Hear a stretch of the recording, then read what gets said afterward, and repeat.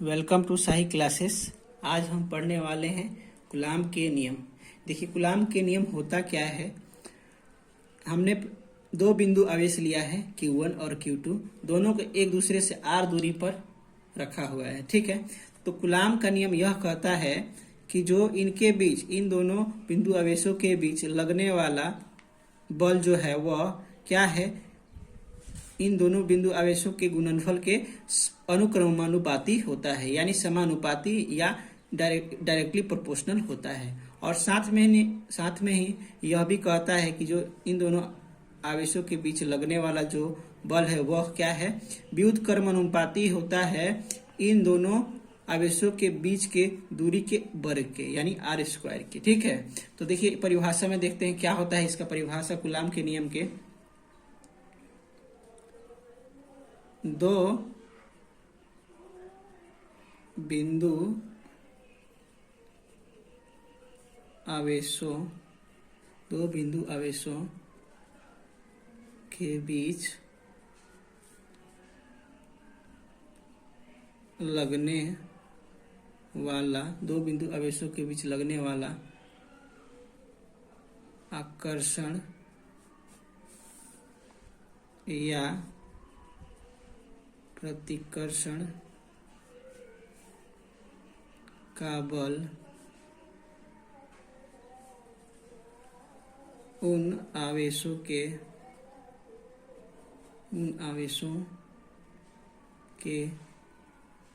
गुणनफल के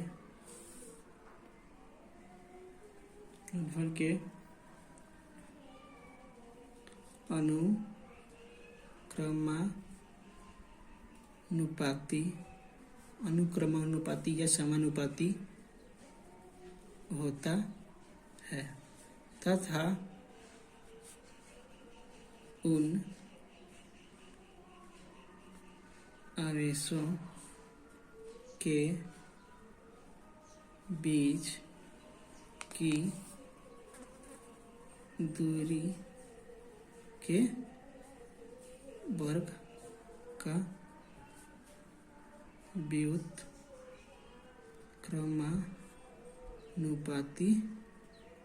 व्युत्क्रमानुपाती होता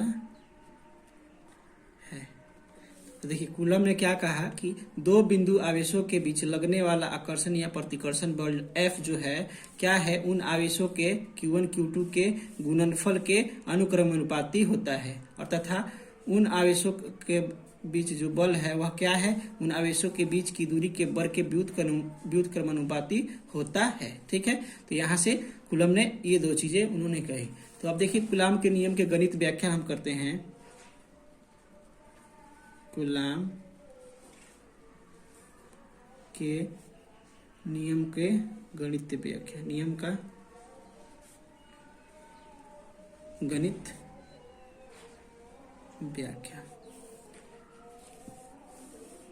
कूलाम के नियम का गणितीय व्याख्या।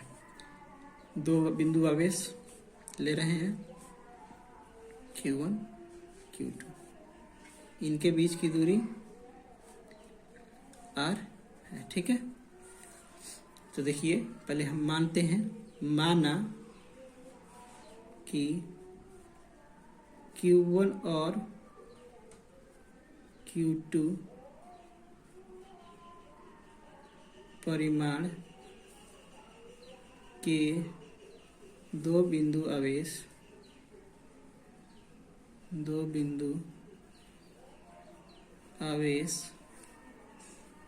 एक दूसरे से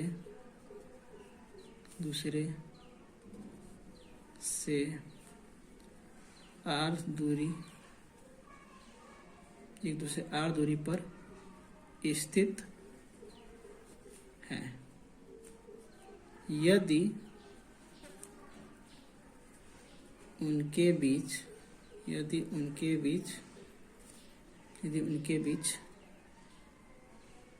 लगने वाला बल F हो तो कूलाम के नियमानुसार, कूलाम के नियमानुसार जो बल होगा वह देखते हैं बल क्या होगा। तो सबसे पहले हमने क्या किया, दो बिंदु आवेश Q1 और Q2 परिमाण के दो बिंदु आवेश लिए हैं और उनके बीच की दूरी क्या है, r है। और बीच की दूरी r है, तो और इनके बीच जो लगने वाला बल क्या है आपका F है। तो कूलाम के नियम के अनुसार F जो है क्या है, अनुक्रम अनुपाती है Q1 और Q2 के। इक्वेशन 1 मान लेते हैं। और आकर्षण या प्रतिकर्षण बल जो F है वह क्या है, व्युत्क्रमानुपाती है इन दोनों आवेशों के बीच के दूरी के वर्ग के। तो ये इक्वेशन 2 मान लेते हैं। कूलाम के समीकरण 1 और 2 से जो आपका बल जो आएगा आकर्षण या प्रतिकर्षण बल क्या होगा, Q1 Q2 बटे में r स्क्वायर, Q1 Q2 बटे में r स्क्वायर। ठीक है, तो अब देखिए क्या होगा F क्या था, आया है हमारा Q1 बटे में Q2 बटे में r स्क्वायर। अब यहाँ से हम इस प्रोपोर्शनल को हटाएंगे तो क्या आ जाएगा, K आ जाएगा Q1 Q2 बटे में r स्क्वायर।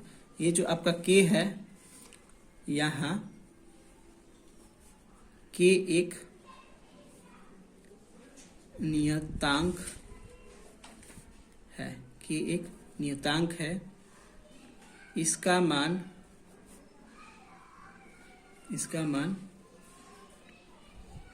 उस माध्यम पर निर्भर उस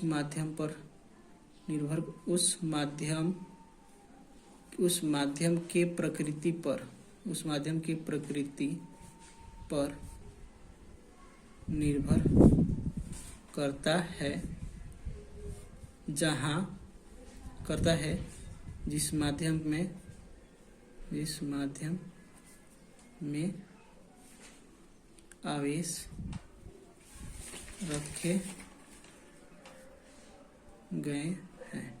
यानी K जो है आपका एक नियतांक है और इसका मान उस माध्यम पर निर्भर करता है जहां पर आपके आवेश जिस माध्यम में रखे गए हैं। ठीक है, तो अब यहां से आपका आ गया F जो है K Q1 Q2 बटे में r स्क्वायर। अब देखिए A1 बटे में 4 पाई एप्सिलॉन नॉट K का जगह पर हम लिख सकते हैं Q1 Q2 बटे में r स्क्वायर, क्योंकि हम जानते हैं कि जो K होता है वह क्या होता है, 1 बटे में 4 पाई एप्सिलॉन नॉट के बराबर होता है। और साथ में ही जो K का मान होता है वह क्या होता है, 9 गुने में 10 की पावर 9 न्यूटन, 10 की पावर K का मान जो होता है न्यूटन मीटर स्क्वायर पर कूलम स्क्वायर इसका है। ठीक है, तो अब देखिए क्या होता है, यहाँ पे एप्सिलॉन नॉट का मतलब क्या होता है, इसको हम एप्सिलॉन नॉट बोलते हैं। एप्सिलॉन नॉट का मतलब होता है निर्वात या हवा की विद्युतशीलता।